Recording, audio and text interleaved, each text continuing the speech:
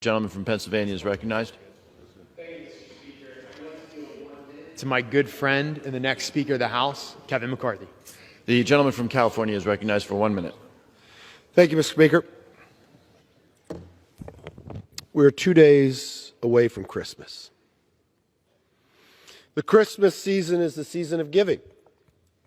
But in Congress, it appears the season of giving will line the pockets of Democrats' special interests and stick the hardworking Americans with the tab. That's what this omnibus does. But as I listen to this debate, Mr. Speaker, I listen to the other side. My friend says, no, it's the Democrats who have put people before politics. They're so giving that they're putting the people before politics. What does that mean? What is the definition when you are so caring and you care so deeply about the people that you put them first before any politics? Well, let's look, because that's what they say this omnibus does for them. Well, first, guess how many pages?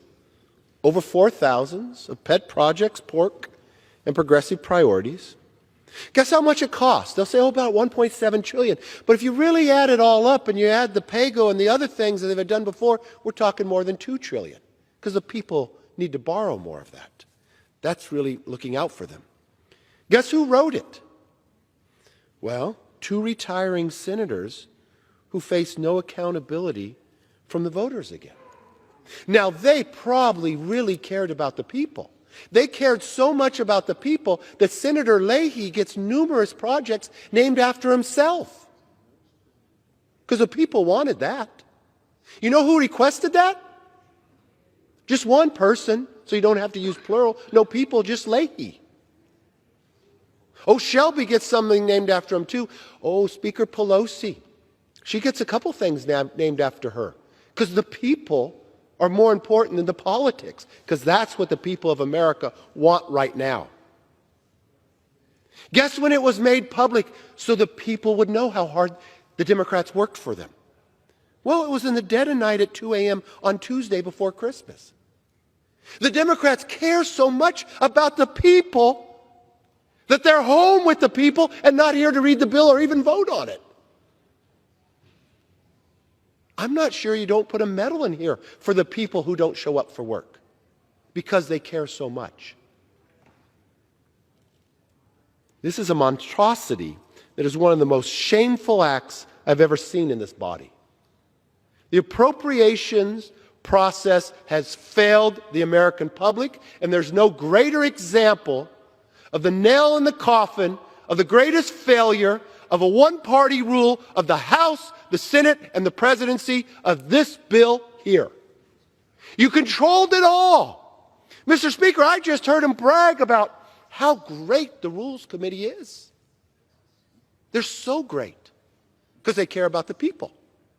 They care so much about the people, they never did their work. The Senate didn't pass one appropriation bill. Not one, so that people could read it or have debate. They passed a continuing resolution for the people so government wouldn't shut down. What date did they pick?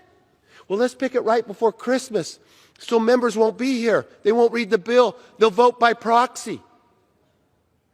They care so much about the people, they created a system to control the floor, where they have all the votes in their back pocket, so the people have no say.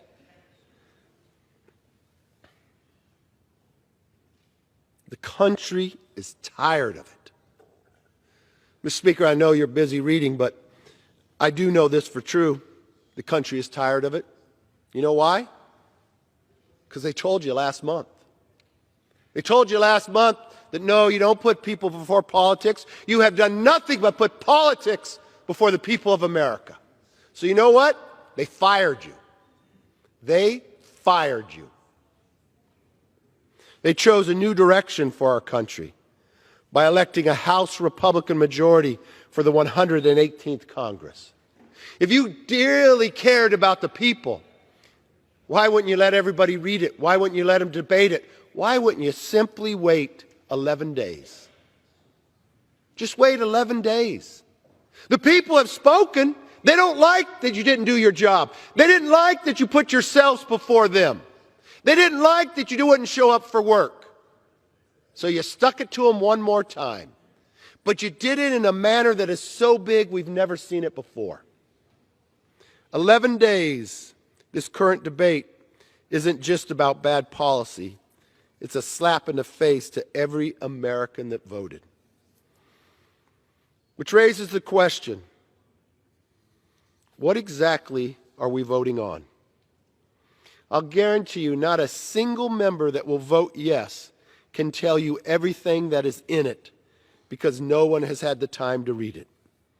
Maybe my good friend on the Rules Committee, Mr. Speaker, he might be at the groundbreaking for Elizabeth Warren's new $3 million swimming pool in Massachusetts, because that's what America needs to borrow money on right now, because that's putting people before politics.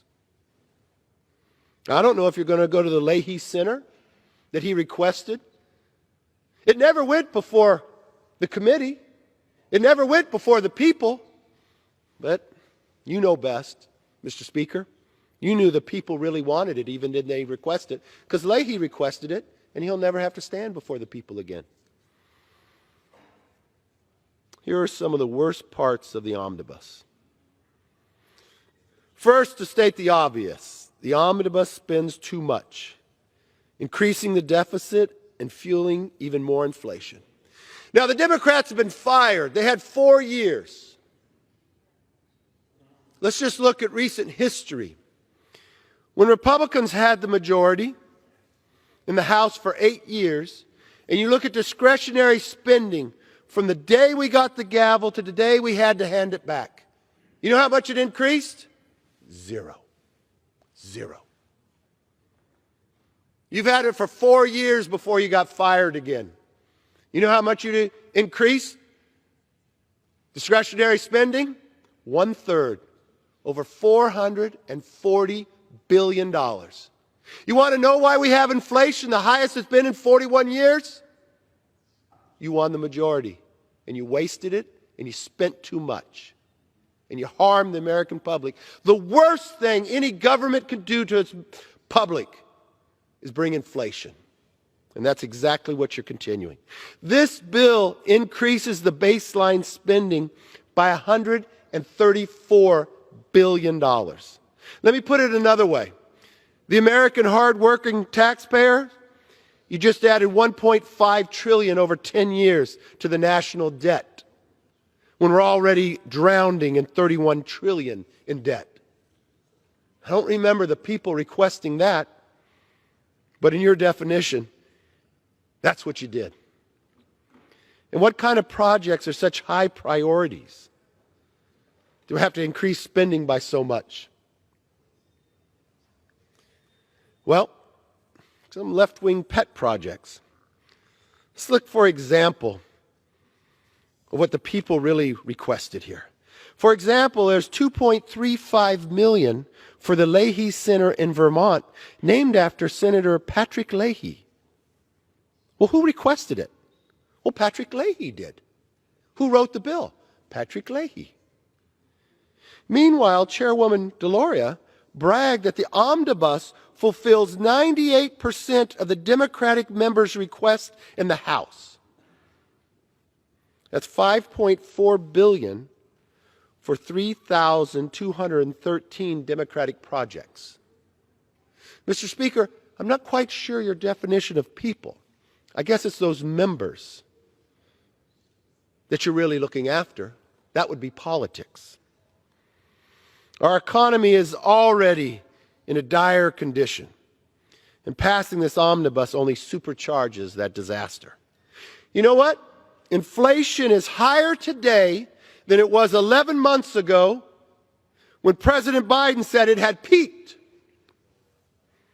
Families are paying $400 more per month than they did a year ago. Why? Because you put them before your politics, as you say. They just didn't know that they really wanted to pay more. Last month, our deficit was nearly $250 billion. Another record you own. a record for the highest for the month of November. It was fueled by 55% increase in our interest payments. Why? Because you own the majority, the House, the Senate, and the presidency. That's what you brought the American public.